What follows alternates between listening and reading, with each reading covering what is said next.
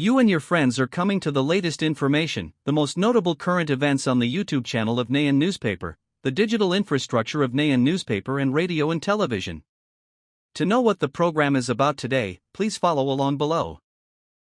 On September 11th, Belarus released 52 prisoners of various nationalities after a call from U.S. President Donald Trump. According to information from the U.S. Embassy in Vilnius, the released people went to Lviv with the U.S. delegation to negotiate the release of prisoners. Earlier, President Trump called on Belarusian President Alexander Lukashenko to release the detainees. Later, Belarus confirmed the release of these people. In return, Washington will ease sanctions on the international airline Belarus, allowing the airline to maintain and purchase spare parts for its fleet, including Boeing aircraft. The state news agency Belarus Benta said that among those released were 14 foreign citizens from Lva, Latvia, Poland, France, Britain, and Germany. Felipa said the released people were opposition figures, journalists, and protesters. Bent quoted John C., the lawyer who headed the U.S. delegation, as saying that Trump had told Lukashenko that Washington wanted to reopen the U.S. embassy in Minsk. In addition, Call had previously handed Lukashenko a letter written in English from Trump signed by Donald. Mr. Cole described Trump's signing as a rare act of personal friendship.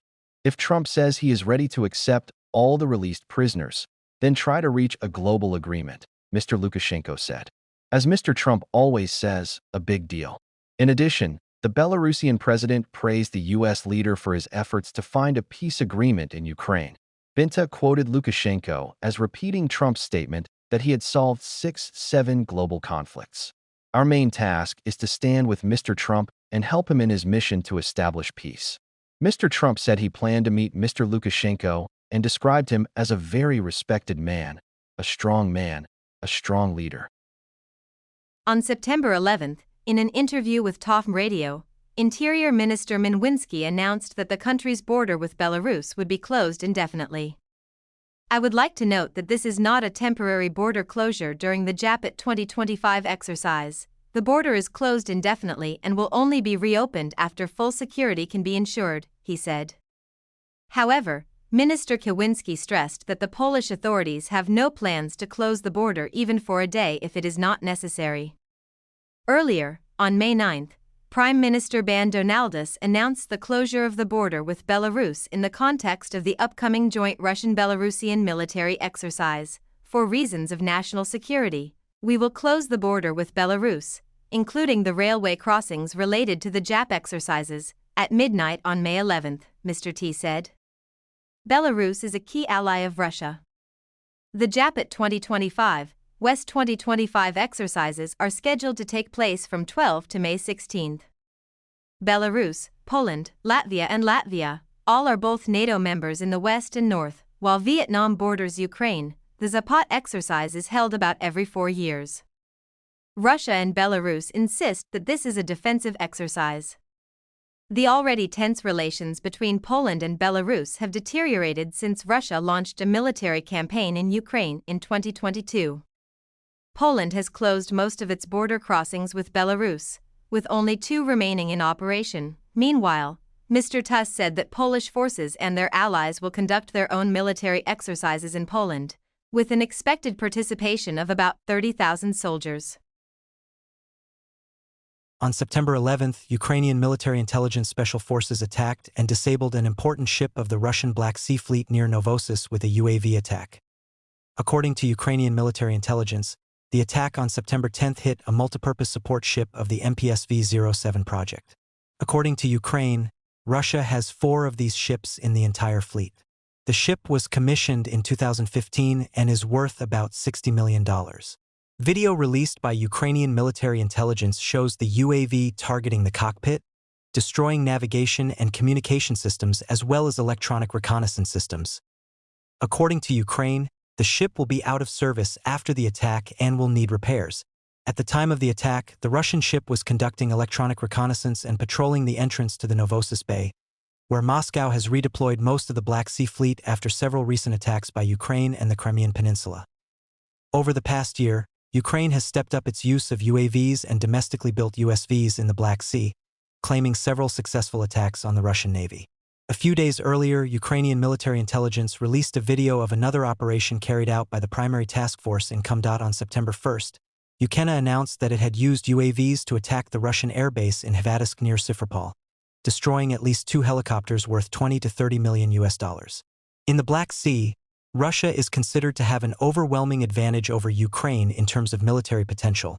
But the KF's use of USVs and UAVs has posed many challenges for Moscow in this asymmetrical war. In May this year, the Russian Navy began forming specialized regiments to integrate USVs and unmanned underwater vehicles into its fleets, marking a clear step towards modernizing its naval capabilities. Later, the chairman of the Russian Maritime Council, Nikolai Puzep, announced plans to continue strengthening the Black Sea Fleet with additional USVs, warships, and aircraft in the coming years. Russia has also developed a series of new UAVs and US, increasing the combat capabilities of the Black Sea Fleet. Recently, Russia announced for the first time a US with optical cable capable of effectively dealing with electronic warfare. In particular, this USV is capable of carrying many small UAVs, diversifying Russia's maritime attack capabilities. For centuries, the world's largest land area has always been Russia's greatest asset, making the country almost unconquerable, ensuring an endless supply of both human and material resources, and maintaining its superpower status for generations.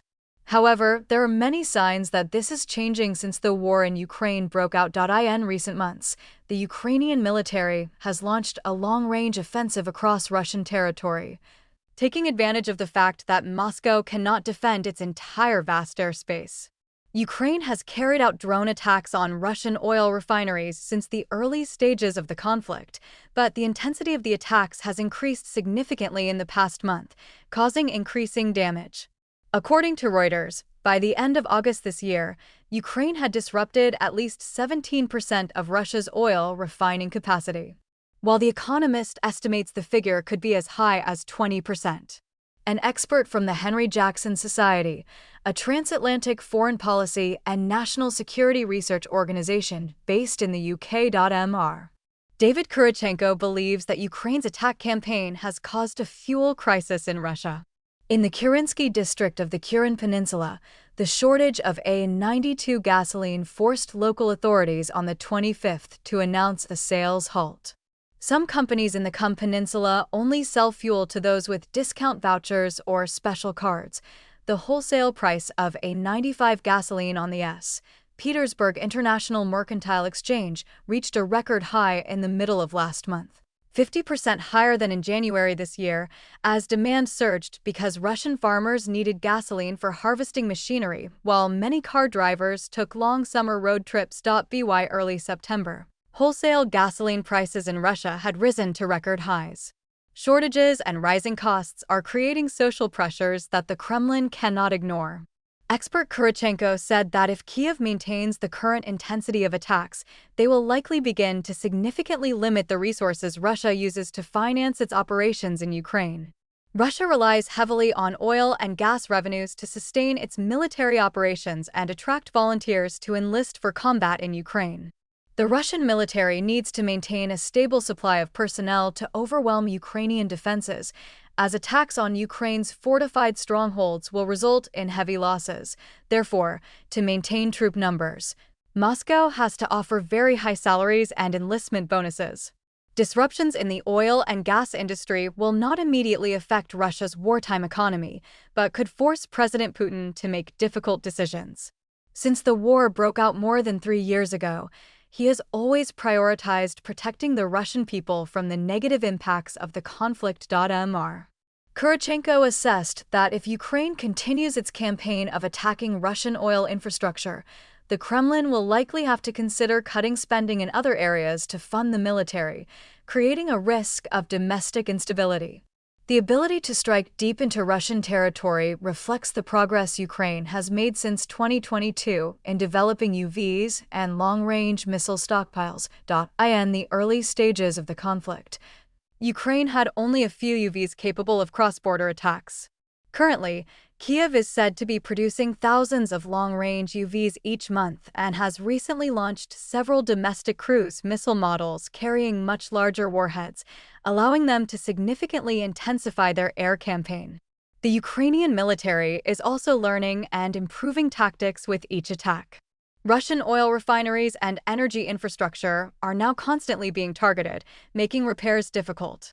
Meanwhile, spare parts must be imported from the West, and they are becoming scarcer than ever due to the sanctions Moscow is facing, according to observers, due to the country's vast size. Russia's air defense network in its current state cannot cover all areas, and Ukraine is fully exploiting this weakness. Most of Russia's existing air defense systems are deployed in territories along the front lines in Ukraine, leaving few remaining complexes to protect major cities and other high-value targets. By striking targets deeper and deeper within Russian territory, Kyiv is forcing Moscow to disperse its air defense network over a larger area, creating large gaps that make some targets more vulnerable than ever. Even with a significantly strengthened air defense network, Russia may still struggle to neutralize the threat from air strikes on oil and gas facilities, with dozens of oil refineries, storage facilities, ports, and thousands of kilometers of pipelines spanning 11 time zones. Fully protecting Russia's energy sector from attacks is an extremely difficult problem. Ukrainian officials understand that the current air campaign cannot create a turning point that changes the course of the war. However, they seem to be betting that as Russia's energy sector suffers increasing damage, at some point President Putin will have to reconsider and engage in peace talks with Kyiv. Many Ukrainians also believe that strengthening long-range strike capabilities is a key factor in preventing the risk of Russia reattacking in the future if a peace agreement is signed. Expert Kurichenko commented that Russia's vast area makes it a formidable opponent, but this scale also makes it vulnerable to counterattacks from a smaller opponent with a tailored arsenal designed for such strike missions.